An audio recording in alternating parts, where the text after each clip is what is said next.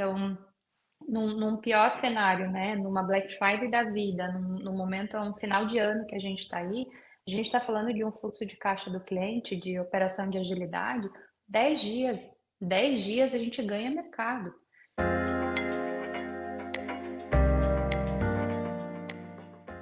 Fala pessoal, bom dia, tudo bem? Eu sou o Hélio Galizzi, diretor de Real Estate da Braspark e nós estamos no quarto episódio do Bras Talk. Para quem vem acompanhando a gente, sabe que estamos aí já fazendo alguns episódios, trazendo muita informação sobre o mercado logístico, o mercado de capitais, logística multimodal, portuário. O último episódio foi muito bacana. Agora estou com a minha voz recuperada, 100% aqui para falar com vocês.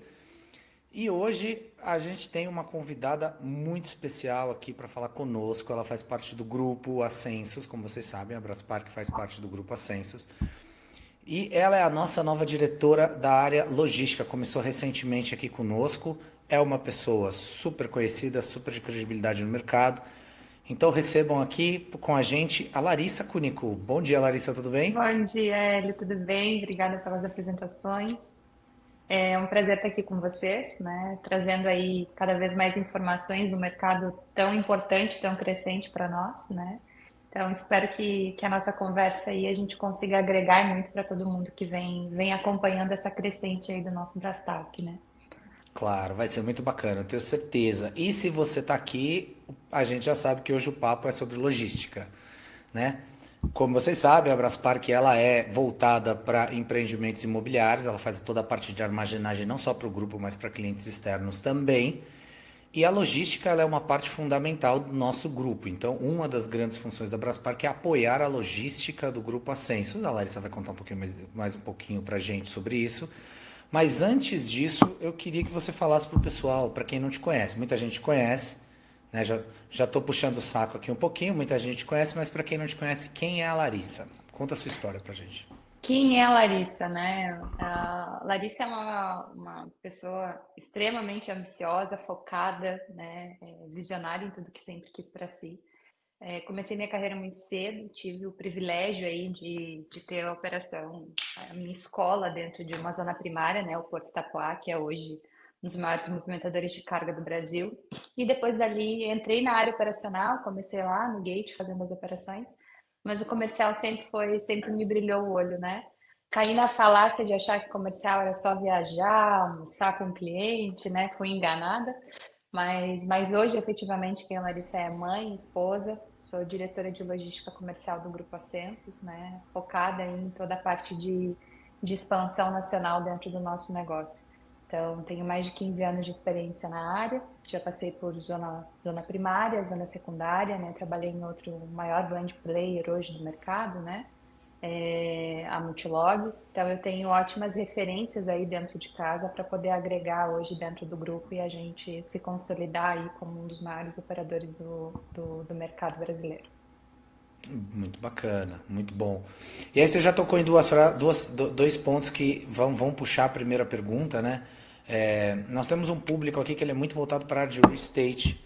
E quando a gente fala de real estate, a gente está sempre falando de mercados primários, Cajamar, Guarulhos, São Uhum. Paulo, Grande Belo Horizonte, agora o Nordeste crescendo um pouco também.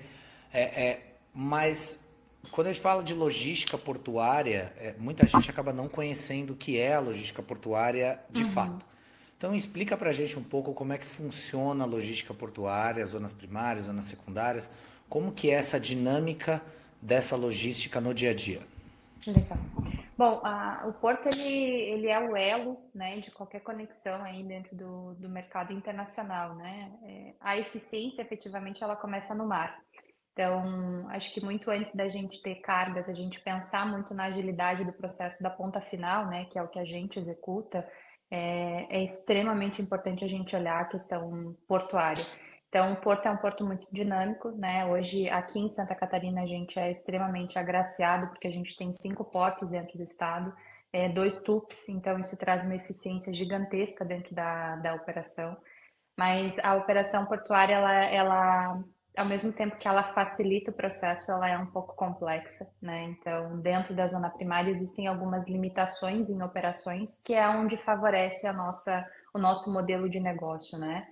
Então, basicamente, hoje o Porto, ele se especializou, né? E por questão de regulamentação aduaneira, hoje eles movimentam apenas as caixinhas, né? Então, a gente tem a movimentação de containers dentro do Porto, mas sempre que exige uma movimentação da carga propriamente dita, né? Dentro da nossa linguagem, a gente tira a master e mexe na inner, precisa-se de uma zona secundária, quando isso é anterior à nacionalização, e quando é pós a nacionalização, onde precisa especificamente do nosso trabalho, né, do centro de distribuição e dos armazéns gerais. Então, acho que o grande desafio da logística no Brasil, que envolve a questão dos portos, é a gente conseguir casar as malhas, né?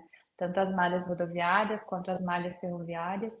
E agora aí, com a liberação da famosa BR do mar, a gente tornar a cabotagem efetivamente um diferencial muito competitivo para o Brasil, né? A gente unir aí o Sul e o Nordeste de uma forma muito mais ágil e segura, que é o que a cabotagem vai acabar proporcionando para a gente. Perfeito. Explica o que é cabotagem, para quem não conhece. Na linha de navegação marítima, a gente tem duas linhas que a gente fala, as de longo curso, que são as linhas internacionais, né? E tem a linha de curto curso, que são as cabotagens. São cargas que elas tramitam dentro do Estado brasileiro, então vamos usar um exemplo. A carga desce em Itapoá, e aí ela faz cabotagem até Suape. Ela embarca num outro navio de médio curso, né? Curto curso, e ela vai via mar ao invés de a gente ir dessa forma rodoviária. Então, isso é um processo que ele barateia muito mais a operação, né? Por conta das deficiências que a gente tem hoje na nossa malha ferroviária, por muitos acessos, a cabotagem é uma excelente opção, né? E o bacana da cabotagem é que isso pode acontecer sem que a carga necessariamente saia do porto. Então, existem algumas movimentações onde, por exemplo, importadores que eles têm um foco de distribuição no Nordeste, eles conseguem importar essa mercadoria, descer essa mercadoria por um porto, seja por Itapoá, por Itajaí, Navegantes, por Santos, propriamente dito também, nacionaliza essa carga dentro do container em zona primária e aí a gente faz o que a gente chama de trocar de quadra, né? E aí ele leva, o porto faz a transferência dessa quadra para uma área de TBN e aí embarca isso para cabotagem em outro terminal. Então, não necessariamente que a carga ela precisa ser removida da zona primária para se fazer essa cabotagem. Então, a cabotagem ela é uma navegação dentro de águas brasileiras, né? Ela vem aí para, não digo para substituir, mas para ser uma opção complementar à questão rodoviária, né? Então, a cabotagem foi regulamentada agora.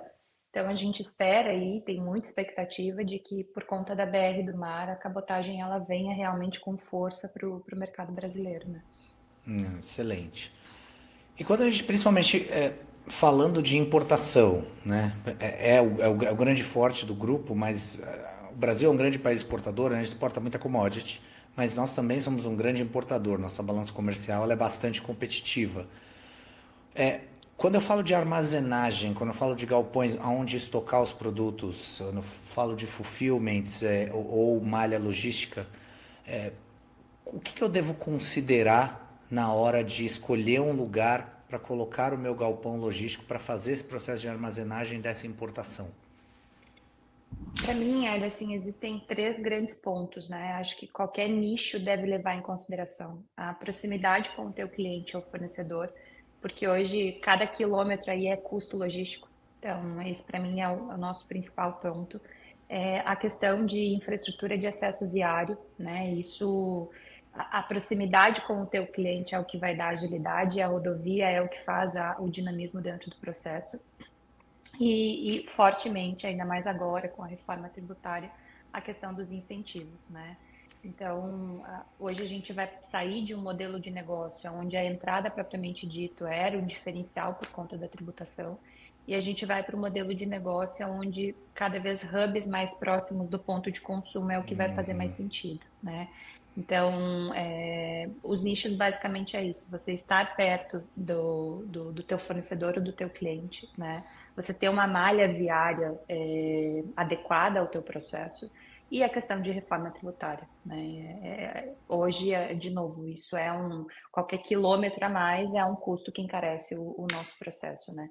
E obviamente a gente, dentro aqui como grupo, a gente está sempre se posicionando, exatamente alinhando essas três pontas, né? Então, hoje todas as nossas estruturas elas estão sendo pensadas para ficar não só perto de um porto, né? Para que a gente tenha aí majoritariamente a questão da importação e da exportação, atendendo a indústria como a gente atende fortemente, mas principalmente que todas as malhas que a gente possa utilizar para fazer com que o cliente tenha uma agilidade de entrega no principal ponto de consumo dele, que é uma análise que a gente faz como logística, é o que a gente traz hoje de infraestrutura eficiente, né? Acho que muito mais do que a gente só ter espaço disponível, a gente vem para posicionar o cliente de uma forma eficiente para que ele ganhe cada vez mais competitividade dentro do mercado. Perfeito. Eu acho que você tocou num ponto super importante, que é a proximidade com o mercado consumidor, né? Mas pensando em toda a estrutura, hoje, essa logística portuária, ela é uma logística que ela é direta. Então, porque quando a gente fala de indústria, muitas vezes a indústria faz a sua produção, onde ela tem os seus incentivos de produção, Uhum. o produto ele vai para ou um fulfillment ou um armazenamento temporário, depois ele vai para um last mile e aí ele sai Uhum. direto para o seu consumidor ou ele vai para o marketplace, alguma coisa assim. Quando nós falamos de logística portuária, existe também essa logística multinível de estoques pontuais ou ela já sai direto do container, caminhão, consumidor final? Como que funciona essa dinâmica?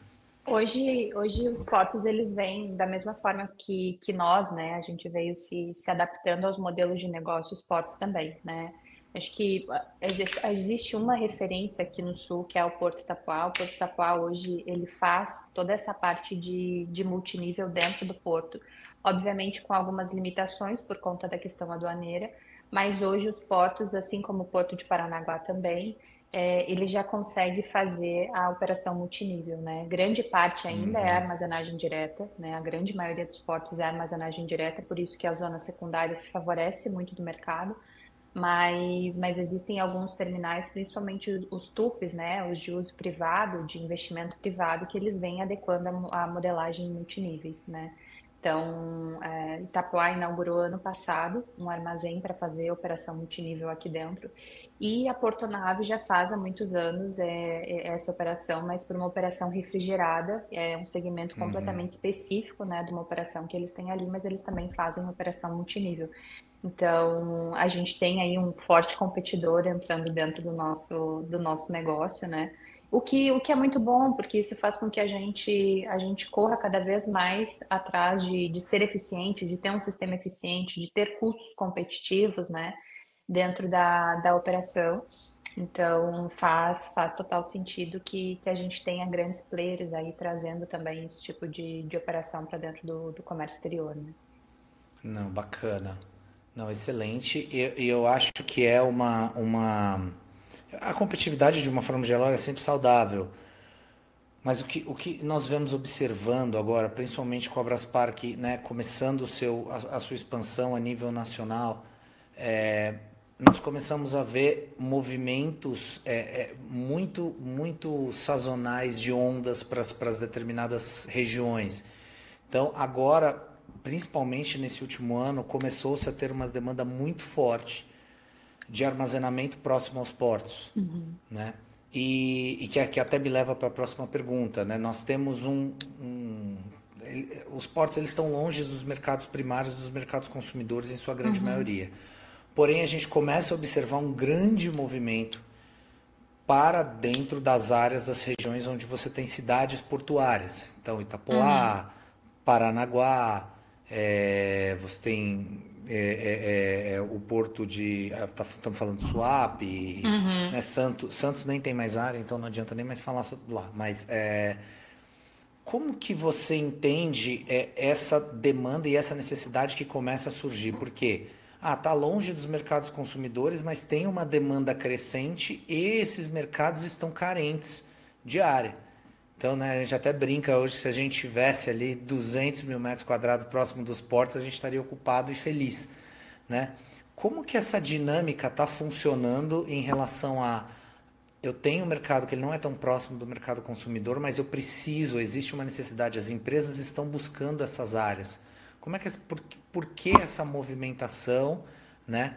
A Braspark, ela investe muito nesses mercados, então a gente investe muito nos mercados portuários, então a gente antecipa essas demandas, então é uma coisa que às vezes não chega ali para São Paulo, para Faria Lima, para os grandes Uhum. mercados, como os terrenos em portos eles estão aquecidos e eles estão ganhando, Hum. valorando muito preço, né? Como que você está enxergando essa dinâmica? Por que está assim? Eu acho que é o primeiro ponto, né, do que nós colocamos. O porto, ele é o elo em qualquer tipo de negociação aí em relação. Ele é a porta de entrada do mercado internacional, né, para o mercado nacional. A gente vem caminhando, Hélio, pelo menos há uns 5 anos nesse estudo em relação à reforma tributária, né? E de novo, você estar próximo, o porto ele, tanto ao teu cliente quanto ao teu fornecedor, ele vai ser o teu diferencial competitivo. E o porto, na realidade, se a gente encarar ele como um fornecedor da cadeia logística, faz total sentido a gente estar perto dele, né? Então, a parte do escoamento da operação é como se o porto ele fosse um hub avançado do teu estoque nacional. Então, se a gente passar a enxergar o porto como um fornecedor avançado dentro do teu processo, a gente consegue criar esse tipo de sinergia. Só que é um paradoxo, né? Ao mesmo tempo que você tá próximo a um terminal de descarga da tua carga ou escoação, não necessariamente que tu tá próximo ao teu consumo final. O que que a gente vem percebendo muito aqui no estado de Santa Catarina, né? O complexo de Itajaí Navegantes, ele iniciou de uma demanda em prol ao redor dos portos, né? Mas hoje a estrutura retroportuária ela não depende necessariamente dos portos. Então, nem todas as indústrias que estão instaladas, nem todos os marketplaces que estão instalados, nem todo centro de distribuição que está aí, está ali, efetivamente ele tem algo a ver com o complexo portuário, né? E Itapoá ele veio muito na contramão. Itapoá a gente é uma cidade, vou comentar um pouco com os nossos ouvintes, né? Mas Itapoá é uma cidade super nova dentro do estado de Santa Catarina. É uma cidade que sempre foi uma cidade de pescadores, né? Era o que era muito forte lá. O projeto do Porto Itapoá demorou mais de 20 anos para sair do papel e surgiu um porto no meio de uma cidade de pescadores, né? Que é uma cidade praiana, né? Uma das maiores balneabilidades aí que a gente tem no Brasil ainda é a Praia de Itapoá. Então, para a galera que não conhece, que não é do sul, ela é a primeira praia de Santa Catarina, descendo São Paulo, e é a última praia do litoral catarinense quando a gente sobe. Então, a gente brinca que virando à direita, Itapoá já tá na operação, né? E Itapoá veio muito fora da contramão, tanto que no início houve-se muita dificuldade porque a gente não tinha nenhuma área retroportuária em Itapoá, nada. Então, o que que acontecia no início? As empresas elas que importavam por ali, ou elas transferiam isso para Joinville, que era onde a gente tem alguns players, né, de centro de distribuição, como o próprio Perini Business Park, alguns outros armazéns por aqui, ou elas daqui já tinham que ir direto para o seu centro de distribuição em Rio Negrinho, Florianópolis, qualquer outro lugar. Então, isso para o Porto foi muito complicado no início, né? Porque a gente não tinha a logística eficiente. Por mais eficiente que o Porto fosse, a logística não era eficiente. Então, Itapuá deu o boom que deu nos últimos 4 anos. E agora, como tu falou, a gente brinca. Se a gente tivesse 200 mil metros quadrados em Itapuá, estava tudo locado, porque a fila de espera é essa, né? A gente tem cartas de intenção de locação toda semana aparecendo dentro de casa. Mas de uma forma muito resumida, para a tua pergunta, né, para tentar encerrar, eu acho que esse boom ele sempre houve, de uma forma um pouquinho mais. Aliás, essa necessidade de estar perto do porto sempre houve, de uma forma muito mais comedida, até porque a gente tinha muito essa questão dos benefícios fiscais de cada estado, então, mesmo que a tua zona de consumo fosse, por exemplo, São Paulo, por conta do incentivo fiscal de Santa Catarina, tu acabava estudando toda a estrutura logística daqui, né, seja portuária ou secundária, e acabava fazendo a venda daqui para o teu cliente, né? A reforma tributária ela veio para bagunçar justamente isso, né? Então, como a gente vai passar a ter basicamente um imposto único, vai fazer cada vez mais sentido tu ter o porto do lado do teu centro de distribuição para que tu crie uma malha adequada e eficiente para que tu esteja perto da tua zona de consumo. Então a gente vai fazer o que a Perfeito. gente chama de operação pulverizada. Antes fazia sentido tu ter mega centro de distribuição. Hoje a gente já vê que as empresas não, elas já estão fazendo operações, né, em cada estado, com hubs menores, para poder atender justamente esse tipo de processo. E aí é onde a gente entra, né? É onde a Braspark tá olhando a operação dentro, próxima a esses terminais, e a gente entra com a logística eficiente para ter esses multi-CDs aí para os clientes terem as operações polarizadas a nível Brasil, né? Com capilaridade. Não, é perfeito.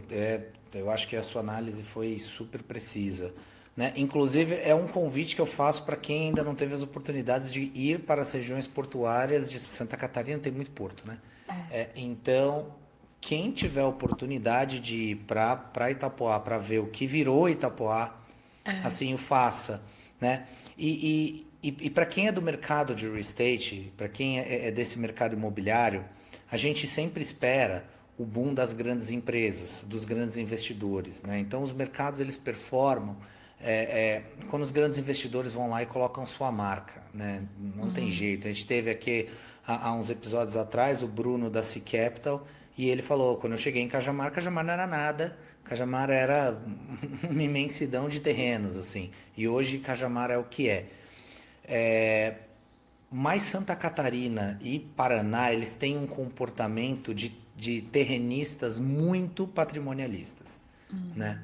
Então, É. assim, você vê Araquari, você vê agora Itajaí consolidados, mas você vê ainda muita área de patrimonialista que está esperando o terreno valorizar. E Uhum. que fica É. muito difícil, porque no fim a conta não fecha para o cara que é investidor. Então, esses mercados eles começam a desenvolver com investimento de private equity e de Uhum. terrenista proprietário que faz um pool de investidores e vai lá e começa a desenvolver. E aí, a segunda onda é quando vem os fundos para fazer esse movimento, né? Então, é o que eu enxergo de Itapoá. Itapoá começou a aquecer muito, Garuva já estava aquecendo, hoje Garuva já Sim. está com entrega, vai chegar a quase 900 mil de inventário. Você tem a duplicação da estadual, que é uma coisa que vai fomentar, né? Você tem a Muito. ponte para ir para Paranaguá também, né? Quando você vai de Joinville para Paranaguá, antigamente você pegava a balsa, né? Já está sendo construída a Uhum. ponte. Então, são mercados que começam agora a se esquentar, né? E eu acho que você tocou num ponto muito bom da reforma tributária, que embora você tenha que estar perto do mercado consumidor, e é uma verdade, porque você vai tributar na cabeça, mas ao mesmo tempo você tem uma certa liberdade para trabalhar melhor e pulverizar Uhum. mais a sua malha. Eu acho que falar de reforma tributária a gente vai precisar primeiro esperar um pouco, né, para conseguir entender como é Sim. que vai. Tá Depois muito chamar um, nebuloso ainda para todo mundo. E alguém pois é, especialista. e depois chamar um contador para conseguir É. contar com a gente como é que vai ficar. Mas, de uma forma geral, a gente já começa a ver movimentos de empresas que estão fazendo a sua malha, quem tem principalmente importação, armazenando, tentando armazenar perto do porto e de lá ela dá saída conforme a Uhum. demanda. Então, eu acho que isso é muito, muito interessante, muito bacana, né? Que aí me leva à próxima pergunta para você. Você acha que isso vai deixar os custos mais competitivos quando você tiver as áreas de armazenagem perto dos portos? Você acha que o custo vai ficar competitivo? As empresas vão ter um pouco mais de liberdade para conseguir definir a sua estrutura, se vai usar cabotagem mesmo, se vai usar aquele Sim. armazenamento só para esperar a cabotagem se tiver que sair da área primária, ou se não, eu vou esperar com o meu estoque aqui, quando eu tiver que transportar rodoviário, vai sair direto daqui do porto para os meus last miles. Como que você acha que vai se comportar essa relação custo-eficiência? Eu acho que ela vai se comportar de. Obviamente, nada é automático, né? A gente está entrando no momento da operação logística que a gente vai passar por uma curva de aprendizado, né? Acho que todo mundo se adaptando ao novo cenário. E aí, a tua fala sobre Itapoá, eu acho que ela é super pertinente, assim. A galera do Real Estate vai ter um desafio gigantesco com os terrenistas, né? Da operação porque acho que se fazer entender, né, que não adianta tu ter um terreno de 100 mil metros quadrados, se teu ABL é de 30, né, então que é onde efetivamente se ganha dinheiro, se faz dinheiro, é um desafio muito grande que vocês vão ter aí com o pessoal de Itapoá. Mas o que que eu percebo, né, especificamente em relação a isso, e aí é onde quem chegar primeiro vai ganhar dinheiro, sem sombra de dúvidas, né? Eu acho que quem teve essa visão, independente dos terrenos terem sido faturados, superfaturados, quem teve essa visão de entrada antecipada em Itapoá está colhendo os frutos muito rápidos, né? A gente tem conversado volta e meia sobre o payback que está acontecendo para o real estate em Itapoá. E a gente está falando de 4, 5 anos, e isso para o real estate é muito rápido, né? Mas o que que eu acho que faz com que a visão de Itapoá seja tão apurada? O fato de ter o Porto Itapoá. A gente tem um dos portos mais eficientes da América Latina. É um porto que ele vem para fazer uma ruptura considerável dentro da logística brasileira, porque hoje a gente tem o único porto que a gente chama que é um porto de primeira chamada, é o Porto de Santos, né? Então, para eu tentar explicar um pouquinho o que é um porto de primeira chamada. O Brasil, a nossa costa inteira, a gente tem algumas limitações em relação ao calado, né? O calado é o que determina hoje o tamanho que o navio pode ancorar dentro do terminal. Então, hoje, para a gente definir a questão de navios de primeira chamada, existem dois pontos. Primeiro, se o calado permite a atracação do navio daquele tamanho, tanto de calado quanto de boca. Segundo, se existe containers suficientes para justificar aquela parada dentro do terminal, né? E Itapoá, apesar de ter um calado natural de 16 metros, dentro da curva que dá acesso, né, Itapoá, ele fica abrigado dentro de uma baía. Então, isso é um grande diferencial porque a gente não tem nenhum tipo de limitação por questão climática. Itapoá não para, por exemplo, com chuva, com névoa, né? Precisa ser uma situação, uma catástrofe muito grande para que a baía seja fechada, né, a ponto de parar a operação portuária. Então, para que existe uma pedra basicamente entre a curva que dá acesso da parte marítima para a parte da baía, e aquilo ali era o que limitava as atracações para os navios hoje de até 350, 335 metros mais ou menos, né? O Porto de Santos já recebe navio 366. Então, isso é o maior navio hoje que atraca aqui, são 366 metros. E isso faz com que o Porto de Santos sempre seja o primeiro terminal que a carga para no Brasil. E isso, se a gente falar do Sul, a gente está falando que a gente tem que esperar o importador daqui, espera uma semana a mais para a carga chegar. Se a gente falar de Paranaguá, são 5 dias. Se a gente falar do Rio Grande do Sul, são 8 dias. Se essa carga vai para Suape, são mais 10, 12 dias, né? Isso se ele não ficar transbordando. Então, e isso sempre gerou um gargalo, né? E aí, essa obra agora, que eu acho que é um dos nossos principais desafios também, é quando a gente uniu o governo, né, a iniciativa pública com a iniciativa privada, é o que vai fazer com que a gente termine aí todos os gargalos. Então, Itapoá e o governo do estado de Santa Catarina assinaram na semana passada a ordem de serviço. Itapoá vai pagar, antecipar os 370, mais de 300 milhões aí para fazer essa obra dentro do calado, e o governo vai pagar para Itapoá em sei lá eu quantos anos, né? Mas isso vai permitir que Itapoá seja um porto de primeira chamada. Então, Itapoá vai ser um terminal disruptivo dentro do Brasil hoje, né? A gente vai deixar de ter linhas que vão especificamente para Santos. Itapoá vai ser um porto de primeira chamada, então o navio vai vir direto para cá. E aí, lembra que eu te falei que a eficiência começa no mar? Esse vai ser o principal diferencial. Então, a gente vai ter um transit time super mais competitivo, e isso faz com que o lead time do cliente na ponta final ele seja mais rápido. Nisso, Hélio, a gente está dizendo aí de pelo menos 10 dias de ganho operacional.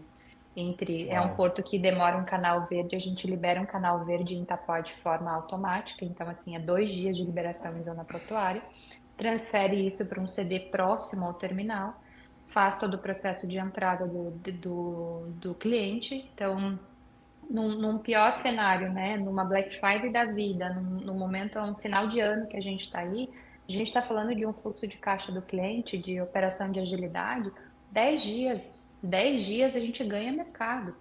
né? Então, eu acho que essa também é a principal questão. Como Itapuá dá uma visibilidade de longo prazo muito grande para o investidor, faz com que os terrenos fiquem muito caros, porque assim, quem chegar primeiro vai ganhar dinheiro. E se hoje está valorizado, vai valorizar mais ainda. Itajaí Navegantes demorou o quê? 12 anos para chegar Isso ao aí. metro quadrado do jeito que está hoje, na Uhum. casa dos 32, 34. A gente estima que Itapuá em 4, 5 anos esteja pegando isso metro quadrado. É perfeito. Vai ser um novo centro de gravidade da região, né? Hoje você tem Garuva, mas você vai ter um centro de gravidade em ondas ali, né? Eu acho que Itapoá vai ser um centro e ele vai começar a expandir, né, para as outras regiões, vai começar a sair para as outras regiões ali também. De fato, o terreno é caro, não é barato. Não. De fato, se você botar pura e simplesmente, aí é o meu recado para os analistas de viabilidade que estão nos fundos imobiliários, você vai botar numa planilha, a conta não vai fechar. Principalmente você falar, eu preciso fazer uma aquisição, chamar um capital, liquidar meu CRI em 3 anos, dar essa saída para pagar o meu investidor com 5. Talvez não dê certo. Talvez não dê certo nesse primeiro momento, mas se não fizer agora, depois vai ter que comprar imóvel performado a muito Uhum. mais caro, Muito mais. né? A gente já está falando que os próximos imóveis ancorados ali vão estar de 28 a 30. Daqui 3 ou 4 anos, a expectativa é que esteja mais de 32, 33, 34 Uhum. reais. Vai ser um crescimento. E Garuva vai acompanhar, né? Vai Vai, acompanhar. vai. Vai acompanhar, porque precisa. Então, o mercado secundário ele aceita um pouco mais de desaforo se você trabalha a longo prazo. E a longo Uhum. prazo a valorização ali vai ser fantástica. E depois os fundos que vão ter que vir comprar móvel pronto. É. E aí é outra conta, aí é outro negócio. Então, Itapoá realmente vai ser eu não tenho dúvida que vai ser um polo. E eu acho que por uma perspectiva de logística e de estratégia, estar armazenado, estar locado ali, sem dúvida, vai ser algo de muito benefício para o importador, né? É. Que é um pouco diferente de Paranaguá, a dinâmica é diferente, ali é um porto mais... Paranaguá tem container, mas também é um porto de commodity, né? Mais Uhum. exportador, mas o porto importador ele vai ter, sem dúvida nenhuma, um armazenamento ali, uma capacidade de armazenamento e um inventário que vai precisar acompanhar a demanda bastante grande.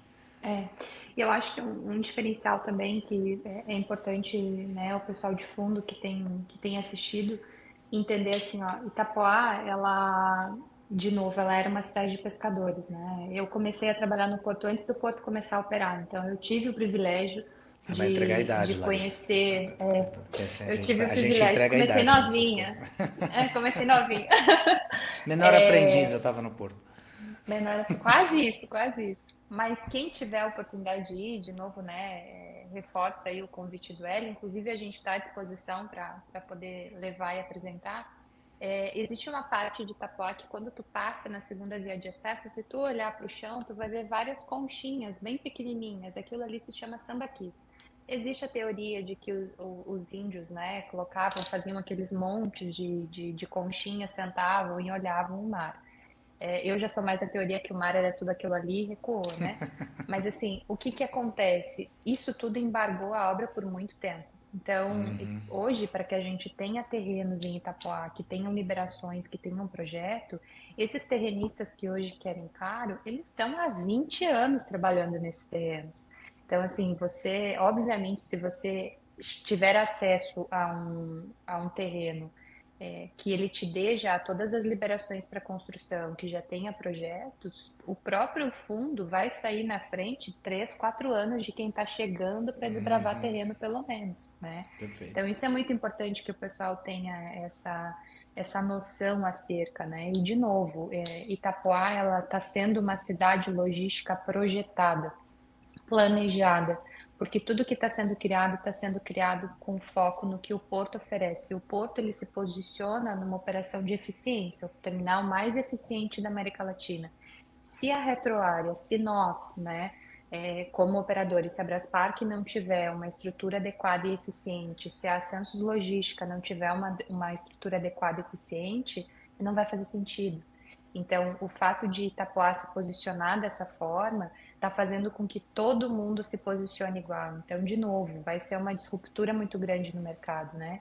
E do lado a gente tem Garuva, que é tão competitiva igual, né? Hoje ainda, por conta da reforma tributária, existe alguns impactos na questão do ICS e ICMS, mas que são contornáveis também. Estar próxima à rodovia BR-101, eu acho que é um diferencial absurdo que a gente tem hoje, né? Então, a gente tem 5 portos, tem aeroportos, logística eficiente. O Sul, sem sombra de dúvidas, assim, eu acho que é um exemplo muito, muito forte do que quando a gente projeta as coisas de uma forma consolidada, a gente consegue entregar eficiência e competitividade de mercado. Perfeito, excelente. Larissa, estamos caminhando para o nosso final e a gente tem o nosso momento guru aqui. É o momento que a Ah, gente faz que nosso convidado ele faz uma previsão daquilo que pode acontecer ou que ele imagina que irá acontecer. Se errar, depois a gente vê. Se der certo, a gente volta e fala, olha, eu olha avisei só. lá em 2025 que ia dar certo. O que você imagina para os próximos anos para esse tipo de logística, ou logística multimodal ou logística multinível? Qual você imagina que vai ser esse futuro, né? Sendo que é um mercado que a gente está falando de margens bastante apertadas, sempre, muito justas. Qual que é a sua previsão para os próximos anos desse mercado? Como é que você acha que eles vão se comportar? Cara, eu acho que vai ser muito promissor, assim, Ed. Hoje vamos começar na primeira parte, né? Hoje nós dependemos 65% da logística rodoviária, né? Então, o multimodal, a operação multimodal, ela é o futuro do Brasil e é isso que a gente está desenhando. Então, obviamente é o que eu coloquei, a gente precisa que a política, né, pública, o investimento público, ele esteja em conjunto com o investimento privado. Essa vai ser a sinergia que a gente precisa criar, a modelação do Brasil como um todo. De novo, né, o estado de Santa Catarina e o Porto Taquá também estão fazendo uma forma disruptiva, eles conseguiram criar em primeira mão uma modelação de negócio para fazer a prova de que quando o investimento privado se une ao público, as coisas vão acontecer. Então, eu acho que o multimodal ele é o futuro do Brasil. O Brasil está até atrasado se a gente falar em comparação com outros países, né? Mas acho que o primeiro passo foi dado. A BR do Mar, de novo, é um baita marco para a operação logística no Brasil. Então, eu acho muito promissor. De novo, a gente está passando por um modelo, vai ser uma curva de aprendizado, né? Eu acho que os próximos 5 anos aí, enquanto a reforma tributária não estiver muito bem comportada, a gente vai passar por uma curva de aprendizado e serão erros, né? Serão acertos e serão erros, como qualquer outra operação. Mas eu não tenho dúvidas que dentro de, no máximo, 8 anos, o Brasil vai estar com uma posição muito forte, muito consolidada no intermodal. Assim, a gente vai conseguir estar de forma muito eficiente na cadeia logística como um todo. Isso eu não tenho a menor dúvida. A gente vem caminhando muito forte para isso. Perfeito, perfeito. Lari, muito obrigado por você ter vindo, por você ter aceitado o nosso convite. Esteja sempre Imagina, eu que convidado a agradeço. voltar. Foi um prazer. Eu poderia ficar mais 40 minutos aqui fazendo perguntas para você sobre várias coisas, que eu acho que é super interessante, super rico. É, a gente sempre brinca, né? O real estate, o galpão, ele não é nem o começo, nem o fim, ele é o meio. Existe um ecossistema funcionando de cada lado da ponta, né? E quando a gente consegue entender melhor, entender os planos, saber o que está acontecendo, isso ajuda a gente a tomar melhores decisões. E você esclareceu vários pontos para a gente. Muito obrigado. Volte quando quiser e certamente vai ser convidada para voltar. E muito obrigado por ter vindo, viu? Imagina, eu que agradeço. É um prazer estar aqui com vocês, né? Já te falei isso outras vezes. Eu acho que vocês estão trazendo informações super relevantes para o nosso mercado, também de uma forma muito leve, muito descontraída. Contem comigo sempre que precisar, né? E reforço o convite. Quem quiser vir até Santa Catarina ou quiser conhecer as nossas estruturas, a gente está caminhando aí para muito mais do que espaço disponível, né? Eficiência logística na cadeia como um todo. E é isso, muito obrigada, né? Espero ter contribuído e continuar contribuindo sempre que for necessário. É isso. E para você que ficou até aqui, escutou a gente até o final, muito obrigado. Esse é o episódio número 4 do Brastalk, que a cada 15 dias aí nessa primeira temporada a gente traz um convidado para abordar um tema super importante. Essa é a Larissa. Pessoal, obrigado, fiquem bem e Braspark, você no topo da cadeia logística. Até mais.